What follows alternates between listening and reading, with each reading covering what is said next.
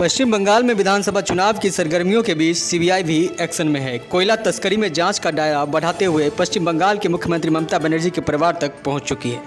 ममता बनर्जी के भतीजे अभिषेक बनर्जी की पत्नी रुजिरा नरूला से सीबीआई ने मंगलवार को पूछताछ की।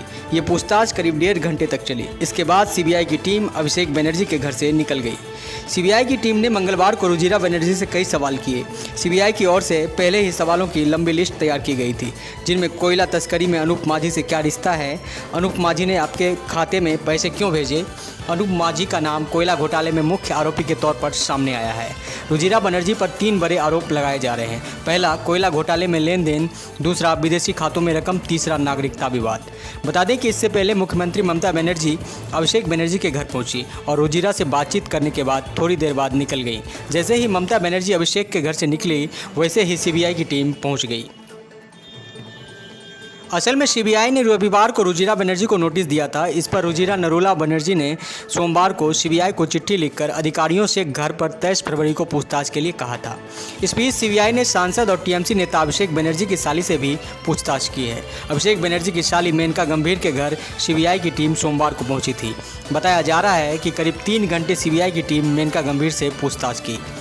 असल में केंद्रीय जांच ब्यूरो ने 27 नवंबर 2020 को ईस्टर्न कोलफील्ड लिमिटेड के कई अधिकारियों, कर्मचारियों और अनूप माझी उर्फ लाला, सीआईएसएफ और रेलवे के अज्ञात अधिकारियों के खिलाफ मामला दर्ज किया था। आरोप था कि ईसीएल, सीआईएसएफ, रेलवे और संबंधित अन्य विभागों के अधिकारियों की मिलीभगत से ईसीएल के लीज होल्ड क्षेत्र से कोयले की चोरी और तस्करी की गई। सीबीआई ने यह एफआईआर 2020 में ईसीएल के कई लीज एरिया पर टास्क फोर्स की रेड के बाद दर्ज की थी। बाद में जांच के बाद सीबीआई कई छापेमारी की। दर्ज एफआईआर में अनूप माझी को अवैध खनन का मुख्य आरोपी बताया। सीबीआई ने पिछले साल 28 नवंबर को पश्चिम बंगाल के 45 स्थानों पर छापे मारे। बाद में टीएमसी सांसद अभिषेक बनर्जी के करीबी विनय मिश्रा के यहाँ भी छापे मारे गए। विनय मिश्रा को सीबीआई ने 4 बार तलब किया, लेकिन वो एजेंसी के सामने कभी पेश नहीं हुए। विनय मिश्रा के खिलाफ गैर जमानती वारंट और लुकआउट नोटिस भी जारी किए गए। बहरहाल, सूत्रों का कहना है कि जांच के दौरान कुछ बयानों में रुजिरा नरूला का नाम सामने आया। रुजिरा की firm lips and bounds management service पर संदेह है। इसमें कुछ लेन देन की आशंका। अभिषेक ने अपनी मां लता के नाम 2010 में lips and bounds management service पर एक फर्म शुरू की।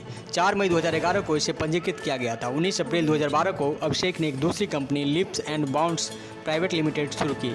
तीसरी कंपनी 20 मार्च 2017 को शुरू की गई थी, जिसमें रुजिरा बनर्जी और पिता अमित भागीदार थे। बता दें कि मार्क्सवादी कम्युनिस्ट पार्टी ने आरोप लगाया था कि ममता बनर्जी की मदद से अभिषेक ने अपनी फर्म का इस्तेमाल पूंजी योजनाओं के लिए किया। 2 वर्षों में अभिषेक बनर्जी की फर्म का कारोबार 300 करोड़ रुपये तक पहुंच गया। आरोपों के बाद अभिषेक ने कंपनी का डायरेक्टर पद छोड़ दिया था। महानगर मीडिया न्यूज़ के लिए कोलकाता से आकाश राय।